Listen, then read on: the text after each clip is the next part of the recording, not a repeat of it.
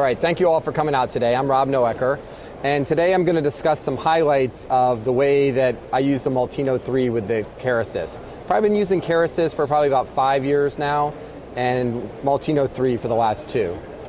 So I got a great rep now. Just maybe see the light. So I'll share the experience that we've had over the last several years, operating in a number of different environments, from the university setting to ASCs to the VA hospital. And I have a kind of a compilation of, I think best practices from a few different cases and the way that we do this procedure.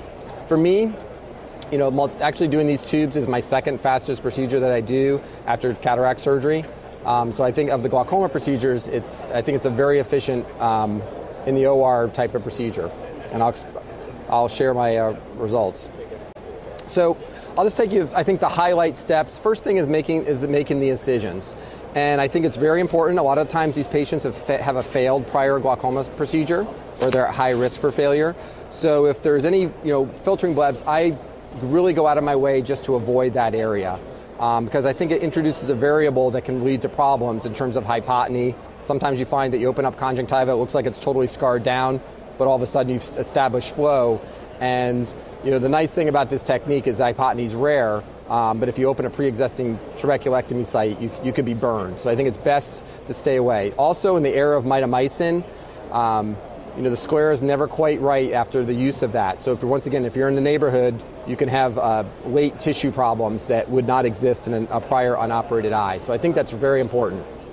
I typically open about 2 or 3 clock hours, just enough to have the direction of the muscles. I tend not to touch the muscles in these procedures. I think that makes the patients more comfortable and the eye is less inflamed. However, we have access if we do need to do that. And I perform blunt dissection with the tenotomy scissors. So I use very large scissors, and this is one of the things that when I'm teaching novice surgeons is making space. If you make a lot of space, the rest of the procedure goes very, very quickly. So here's just a video. Once again, I'd say this is a fairly typical, maybe a little bit on the bigger side of the incisions, but we really try to make the dissection back between the muscles, typical locations, superior temporal quadrant, the secondary locations, the inferior nasal quadrant. But we use tenotomy scissors just to make it very easy to place this device. And it's true of placing other glaucoma devices as well. Here's a case where we use a muscle hook to find the location. Once again, we tend not to do that, but once again, with big incisions, it's very easy if you do need to localize it. Sometimes the eye can be torqued or it's unclear. Once again, I'll show you inserting the Molteno device. We tend not to do it, whereas with older or bigger devices, I think it's more important. We don't have to do this if we don't want to. But sometimes it's nice to know just where the muscles are, especially in prior operated eyes where there can be a lot of scar tissue and you just want to be clear. So next step, once it's opened up, put the plate in. So probably the biggest obstacle in the operating room is that the staff is not ready to put the plate in at this about a minute into the case. So for ligation of the tube, I tend to use a 7/0 vicryl suture. Sometimes we'll have either myself or the staff, just depending. If it's a VA hospital, we have about an hour to kill. I'll tie the tube myself before the case starts. Other times in the surgery center, we may have the staff doing it, and I may do it prior to the case or just after we place the plate in the quadrant. I may tie it at that time as well. I think either works well. We just lift up the conjunctiva on the front edge of with forceps, and we put the plate in. I usually just say, give me some big forcep, a 0.5, some big tissue forcep to put the plate back into position. And we basically locate it and then just wiggle it into place in the superior temporal quadrant typically. So here's I'd say a fairly typical place. Fingers in a little bit of the way in this video. Hopefully it'll get out of the way in a second. But we just kind of push it into the quadrant, and with a nice dissection, it goes in. A lot of finger here. It goes in, very easily. This tube is already has already been sutured earlier, but it's just kind of an easy slide in the superior temporal quadrant. I like it back. I usually like about a centimeter or so on the tube that needs to be trimmed. That's how I know it's about the right length, and that's in. So tube's in the place, plate's in the place now. Here's just a little different view without my finger in the way. And once again, just getting the conjunctival edge is probably the most important thing. And then just once you get the plate at the equator, it really slides back, very easily. We're not holding on really tight to the thing. We're just kind of nudging it back into position, and it's done. It's back where we want it to be. It's not going to move. That's where it's going to be. That's where the plate will stay forever. And one more time, same idea. As I said, once we get it underneath the kind of the front lip of the conjunctiva, really the maneuver is just a simple kind of sliding back. You have to be aware that some eyes are a little tight, the speculum may get into place, but once you wiggle back behind that posterior position, the plate's placed. So next step, tube placement. So I typically use Westcott scissors. The point I usually make is to create as sharp a bevel as possible. That just makes for easy insertion into the eye. So if we're putting it into the anterior chamber, the thing is the bevel should always be on the side toward the iris. So it's an anterior insertion. The back part should be the longer bevel. If it's a sulcus placement, which is my preferred place to put the tube, bevel should be on the top. So bevel down toward the IOL. So to get it in the sulcus, the eye has to be phakic or pseudophakic or aphakic. So I usually make a paracentesis to inflate the sulcus, and this really serves two purposes. One, it gives us access so we can modulate the IOP before, after, or during the surgery. Number two, I think it's if you do sulcus placement or even anterior chamber placement, it's really important to push tissues posteriorly. And so if it's in the sulcus, we really want the intraocular lens to move back posteriorly so that we don't end up putting the tube into the vitreous, which it won't function well. It's nothing bad, but these tubes are a little bit floppy, so you don't want to put it in the vitreous. Secondly, we put the iris in a very safe position. My endpoint is usually, say, inflate until the iris is sitting on the cornea. Then you have a very large target with a lot of wiggle room, and it makes tube insertion extremely, extremely easy. I find the biggest problem that people have with sulcus placement of tubes is underinflation of the sulcus. They make it a small target versus a very kind of large target that's hit. I tend to bend, I use a 23 gauge needle, and I tend to bend it at a right angle. And the reason is, I think it's very important to enter the eye parallel to the IOL/iris. So I think the problems I see with tubes impinging on the cornea or on other structures is that the eye has been turned down, the angle of approach is more angling toward the front of the eye, and the tube will basically follow that tract, and that's when you have problems with tubes being in the wrong position. So you want a parallel entry point for the tube so it stays and doesn't move posteriorly or anteriorly. So if you want to do anterior chamber, I usually enter about 2 millimeters posterior to the limbus, and for sulcus placement, about 2.5 or 3 millimeters. So here's a tube trimming. And once again, Westcott scissors, I usually like to have it, a couple millimeters into the eye. The sulcus, once again, I find is just a much more, and I think that's an average bevel. I think that's probably an appropriate length for the sulcus because you want to see it I like to see it peeking out of the iris a little bit. Here's the use of a needle. Once again, I usually put this on the viscoelastic syringe in the part we want it, and we go through this sclera, once again, watching where the IOL is, and we want to see the needle basically come out right on top of the IOL. We know that's right where we want it, and the tube will follow that track. I don't think it really matters what forceps you use to put these in with. I use tires, I use .12s. It's usually whatever is available. I tend never to cauterize on these procedures. I just don't like to thin the sclera. I also find it causes less inflammation. So we'll do a little dabbing of blood, but it's just a blood-through procedure. And you can see the tube kind of entering, kind of peeking out there. If there's any question, I'll put a Sinskey hook in through the paracentesis and make sure I can just touch the tube and wiggle it, and then we're positive. Sometimes optically it is a little bit hard to tell, but now the tube is placed. This is just a little different, a little bit more complex case. This is a secondary post-PK patient with his inferior placement in this particular eye. Once again, there's the beveling, which I say that's probably about an average bevel in terms of the trimming. And then what we're doing in this particular case is we're making a paracentesis, and we're going to do, I'll show you here in the next slide, is placement by a little bit different technique, which I think can be helpful in certain clinical situations where, especially for inferior tube placement, where access may be a little bit more difficult. So we made the paracentesis.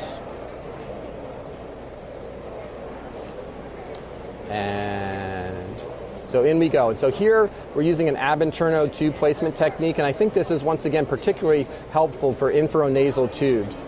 So if someone's had a failed AMET or something and the second tube is indicated, we'll do from an ab interno. So I think doing it this way, you get proper angulation of the tube. Once again, you tend to avoid the fact, and here we're just, as we withdraw, we're inflating the sulcus with viscoelastic.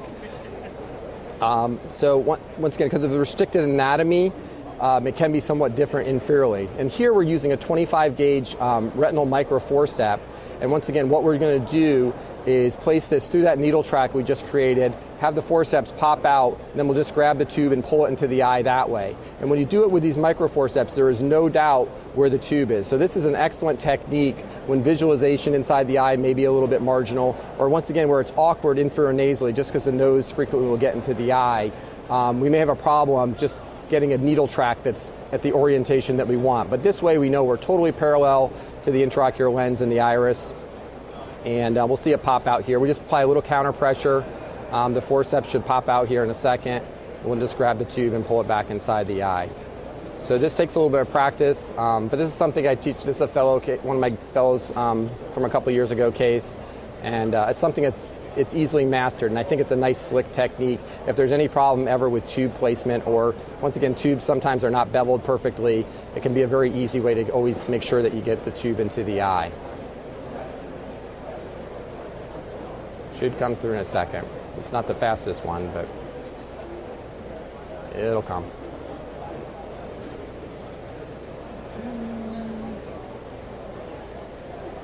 Guess we should have edited this one a little bit.